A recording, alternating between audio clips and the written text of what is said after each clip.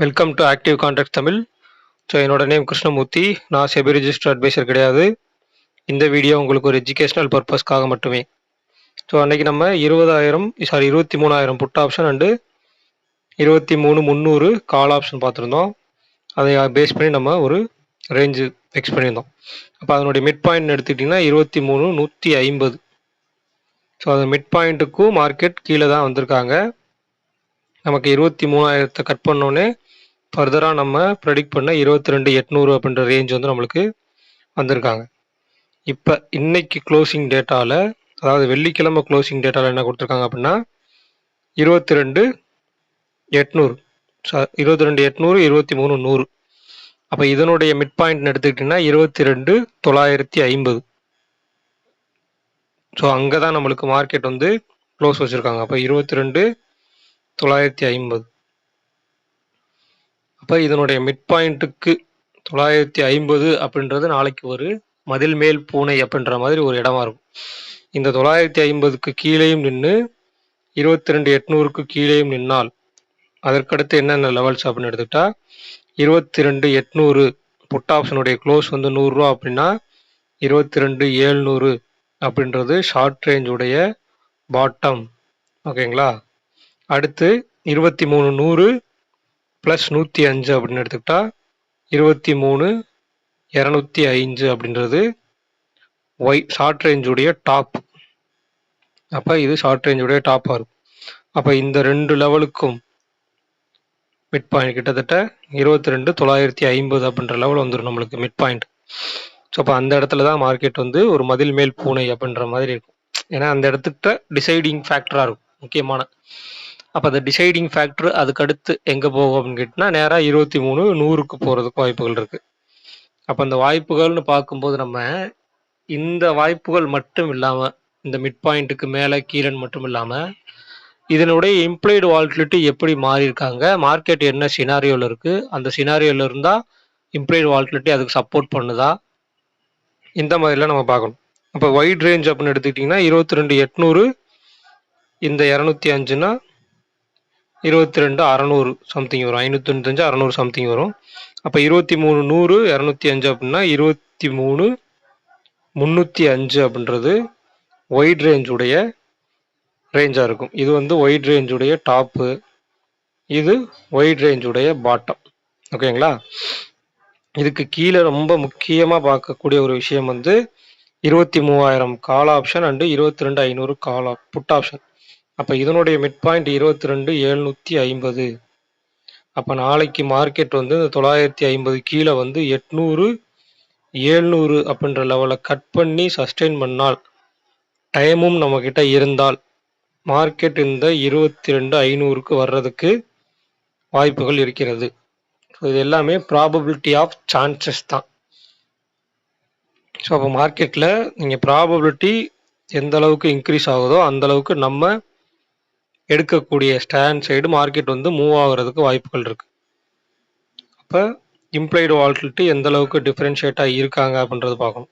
Call side நம்மளுக்கு 12, put side நம்மளுக்கு 15 இருக்காங்க. புட் ஆப்ஷன் சைடு கொஞ்சம் அதிகமாக தான் இருக்காங்க. அப்போ நாளைக்கு மார்க்கெட் வந்து இந்த ப்ரீவியஸ் க்ளோஸ்க்கு கீழேயும் நம்ம எடுத்துக்கக்கூடிய மிட் பாயிண்ட்டுக்கு கீழேயும் இருந்தால் அதுக்கடுத்து ஃபர்தராக என்ன டேட்டாஸ் இம்ப்ளிமெண்ட் ஆகுதோ அதுக்கேற்ற மாதிரி மார்க்கெட் வந்து மூவ் ஆகுறதுக்கு சான்சஸ் இருக்குது. ஸோ இதுக்கு அடுத்து பேங்க் நிஃப்டி.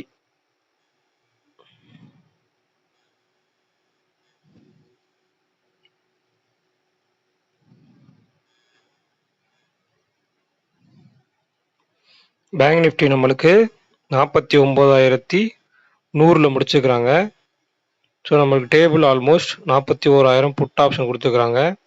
அடுத்து 49,500 call option, 50,000 call option, 49,500 put option, 49,000 call option கொடுத்துருக்காங்க. அப்போ 49,000ம் ஒரு ஸ்ட்ராடில், 49,500ம் ஒரு ஸ்ட்ராடில் அப்படின்ற மாதிரி தான் இருக்குது.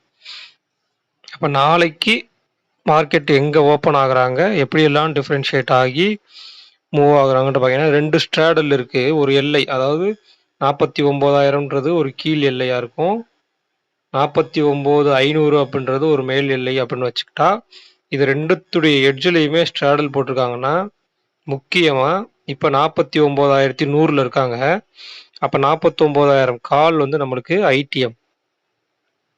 அதே மாதிரி 49,100ல இருக்கும்போது 49,500 புட் ஆப்ஷன் நம்மளுக்கு ஐடிஎம்.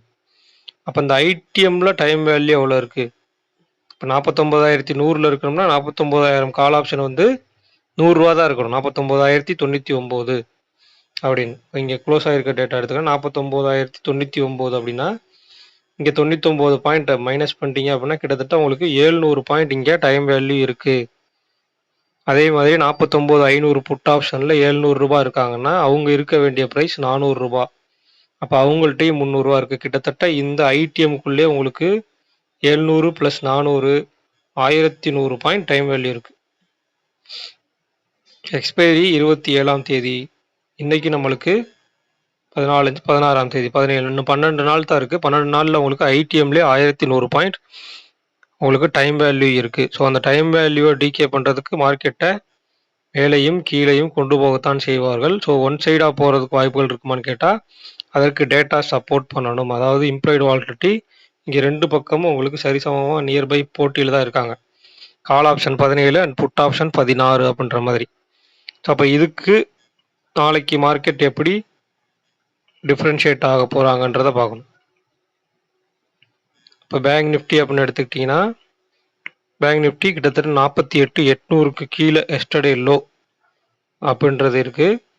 அதே மாதிரி எஸ்டர்டே ஹை உங்களுக்கு 49,600 இருக்காங்க. ஸோ இந்த ரெண்டு ரேஞ்சுக்குள்ளேயே நாளைக்கு இருக்க போகிறாங்களா அல்லது இந்த லோவை கட் பண்ணி கீழே வந்தாங்கன்னா எங்கே வர்றதுக்கு வாய்ப்பு அப்படின்றதையும் நம்ம பார்க்கணும். அப்போ 49,000 கட் பண்ணால் நம்மளுக்கு இருக்கக்கூடிய அடுத்த லெவல்ன்றது 48,000 1000 பாயிண்ட் கீழே இருக்காங்க. அப்போ 49,000க்கு கீழே அவங்கள விடுவாங்களா அப்படின்றதையும் பார்க்கணும். ஸோ நாளைக்கு எந்த மாதிரி சினாரியோ மார்க்கெட் அமையுது, மார்க்கெட்டில் இம்ப்ளாய்டு வாலிடிட்டி எப்படி இருக்குது, ஸோ அடுத்து நாளைக்கு ரேஞ்ச் ஃபிக்ஸ் பண்ணுறது எப்படி ஃபிக்ஸ் பண்ணுறாங்க அப்படின்றதையும் பார்க்கணும். ஸோ இந்த வீடியோ பிடிச்சிருந்துச்சு அப்படின்னா லைக் பண்ணுங்கள், ஷேர் பண்ணுங்கள், சப்ஸ்கிரைப் பண்ணுங்கள். மறக்காமல் உங்கள் கருத்துக்களை வந்து கமெண்ட் செக்ஷனில் கமெண்ட் பண்ணுங்கள். ஸோ நன்றி, வணக்கம்.